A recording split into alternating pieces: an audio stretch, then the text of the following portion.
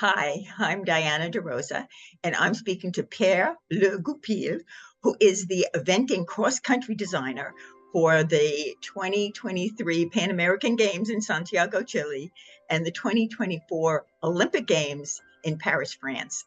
Thank you so much, Pierre, for joining me today. And I am so excited to have this opportunity to chat with you.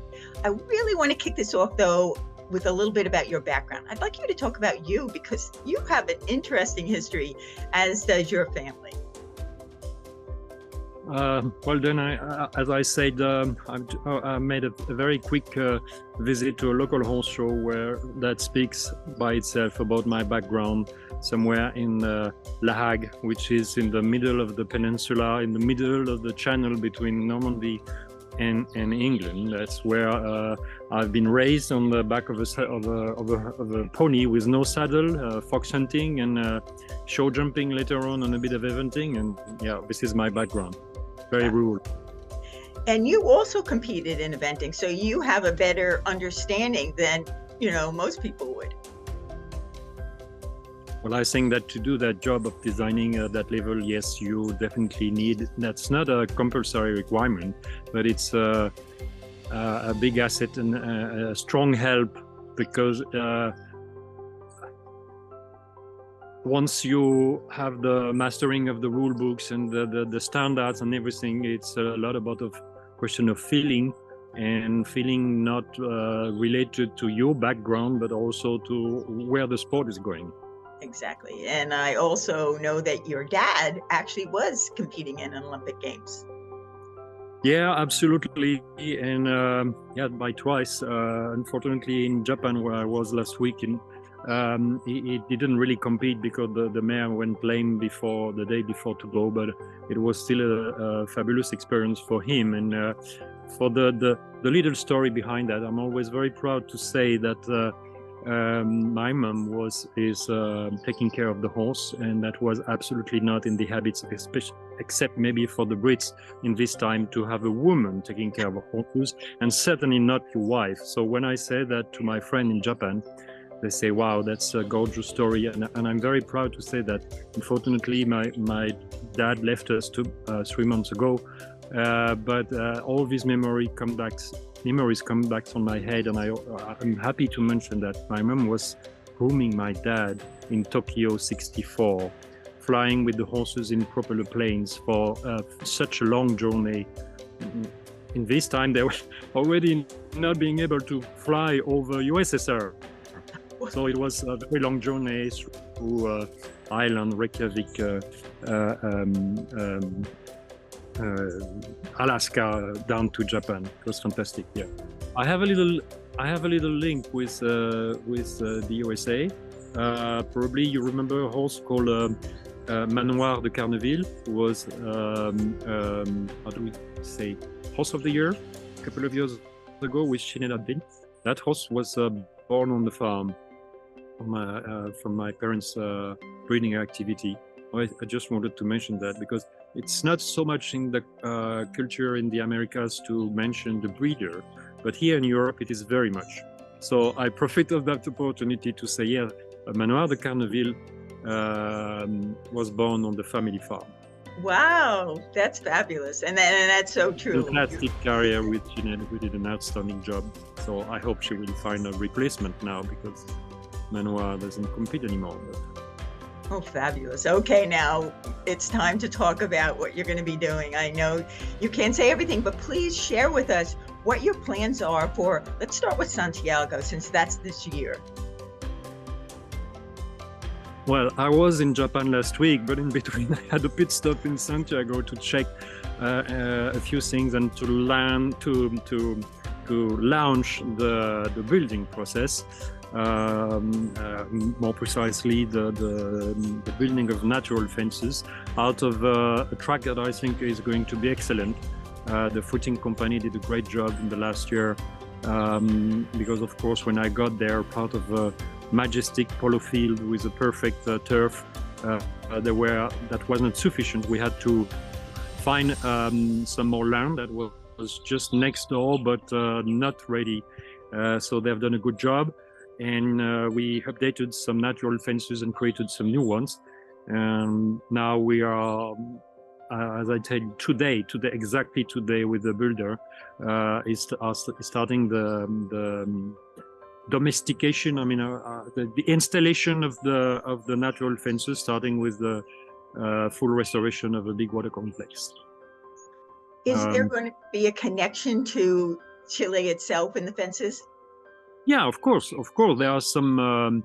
Yeah, there are quite. You know, we have the classic questions that are more or less arranged in regard to what is exactly the requirement for that level of competition, and then the way we present it make reference, of course, to the local history. This is true for Santiago. It's going to be true for Paris. Is it the local history or just something about the identity of the country and the place also? Because Kyoto is and Chile has a very, very deep history. I mean, today's, and I can only encourage people to do that, just type on YouTube Razo Lara Gibel world record show jumping, and they will see what of the most outstanding piece of what is the cinema, what is what can be a video. There were no video in this age, but it's just fabulous to learn about what a horse can do. And no, it's fantastic. So Razo, the horse, and Captain Lara Gibel were from Kyoto. So when you get on the venue, you have a big replica of the fan, and you can't miss that. Great. Now, what about the terrain? If you compare, let's say, Chile and Santiago, or in that actually Kyoto, with what you're going to be designing in France, how do those terrains compare? There is some comparison because it is quite a flat area, even if in Chile we are surrounded by majestic mountains. You know, some of the highest peaks in the world are just a couple of kilometers away, but it's in a flat valley with a part that is a big polo field, a majestic grass show jumping arena, and there are a little bit of undulation that we've been using, and there are some new created one that will be absolutely sufficient to play with. So it's going to be a jumping track with a good turf. Versailles is has something similar, and before I went there to discover the venue, I was a bit worried of not having enough natural material to play with. It was totally different. Actually, there were quite a lot of how we say, hazard or accident of terrain. En français, on dit accident de terrain. So there were enough things to play with to create a course that that so far, with the advisor I had and my fellow experts who had to visit the venue, all of them say that it's going to be a true Olympic track. Wow. When do you think that you will actually be finished with the cross country in Chile? Aha. No, I think it will be finished in time. The original plan was for me to make all the drawings, very precise drawings, for some local builder to do that. But unfortunately, I could never meet the builder, so he was not available. And he's a fantastic guy who does with a few, very few reference and a few tools, and it appeared that he was going to need some help. So Dominic Moore from England has been hired on my suggestion, and he just arrived there 2 days ago to start the job, and then he will be busy with me also in France for the Europeans. And most of the job will be done from mid-August to early October. With I think it's going to be an amazing course. First, because there are very interesting material over there that are a little bit unusual, but we can easily imagine with beautiful palm tree trunks and a lot of other things, nice eucalyptus, crocodwood, and a lot of conifer branches to make very beautiful dressing. So I'm absolutely confident with that. I was a bit nervous because it's been difficult to start. You know, it's a one-shot event in a country that doesn't have that had never got the occasion before to do something like that.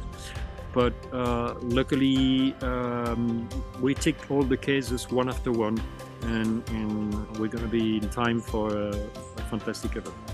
Well, fabulous. Thank you so much for sharing that. So now let's move on to the Olympic Games. What do you have planned for Paris? Well, as I said, I've been very, very positively surprised by the venue. It is quite unusual. Everybody within seconds can know, can understand what is going to be the surrounding. If you take on Google Earth or whatever map, you know, we have the Grand Canal that is 2.5 kilometers long and 1.6 wide, which is a huge cross of water that we're gonna go over on very wide and safe and with a good surface. We're gonna cross the Grand Canal with pontoons that have been tested so far, and they are pretty. They do the job fantastically well.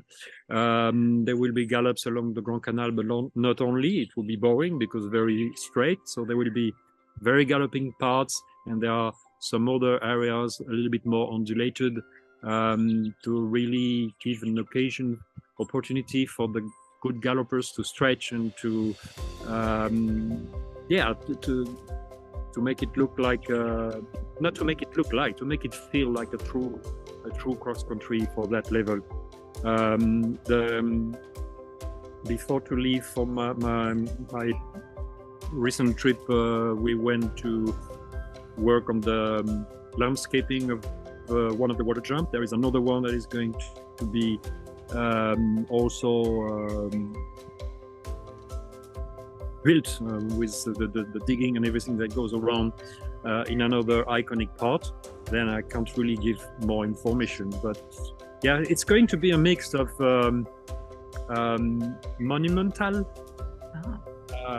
literally monumental, because it's really the places we're going to use that are monuments, part of the estate, and some that we create with, of course, quite a few references on what is the French history, the French culture, the French savoir-faire, the skills, and there are still a few things about the design that are under discussion to make sure that we stay within the requested topics by the topics requested by the Olympics, you know, with a classic usual reference to some of the points. So we are in the finalization with the details of the design, but the building will start soon after that. And what can I say? Of course, the challenge in that place, it's going to be a little bit like in London, where you have the cross country in a public place with a timeline that is a bit sharp. So, but there is a plan for that, and there's no worries to have about that. It's just a challenge. The difference with Chile is that the team that has been settled here is a top organizing team, JL Events, and with top professionals. Even if they don't have much experience with eventing, all the panel of experts that will take part of that side are just fantastic. So there no worries about that. What does it mean to you to have been named to do these two cross country? And I know that you're doing one other one as well, the European, also, right? I think I'm honored. Of course, that's the first thing that happened. I've been doing designing I started to do designing in '95. I was still riding, because I wanted to organize a competition on the family farm in Normandy, 5 minutes away from where I live.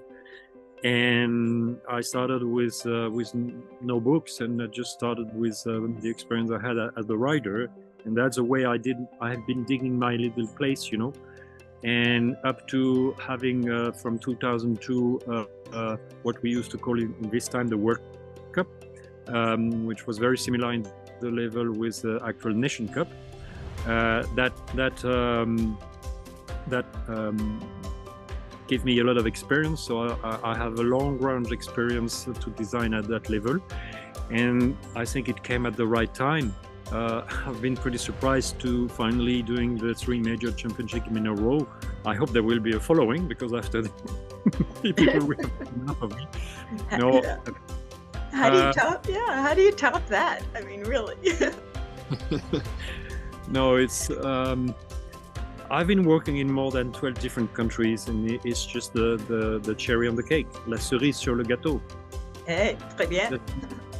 I want to thank you very much for chatting with me. Do you have any last words you'd like to say? I'll leave it to you. What do you want to ask? It's exciting. It's an exciting challenge. It's a massive, lots of work. As I said, I came back from Chile. I slept for 15 hours in a row. And next Tuesday, I'm going back to Versailles, and then I switch to Le Pen until we produce that event. That's going to be the first part of the cherry on the cake. Well, fabulous. And I am looking forward to watching and looking at your courses when I get to Santiago, which is in about a few months from now. Yeah. And then France. Wow. Wonderful, wonderful, wonderful. And thank you so much again for chatting with me. And I'm Diana DeRosa reporting for the Equus Television Network. Thank you, Diana.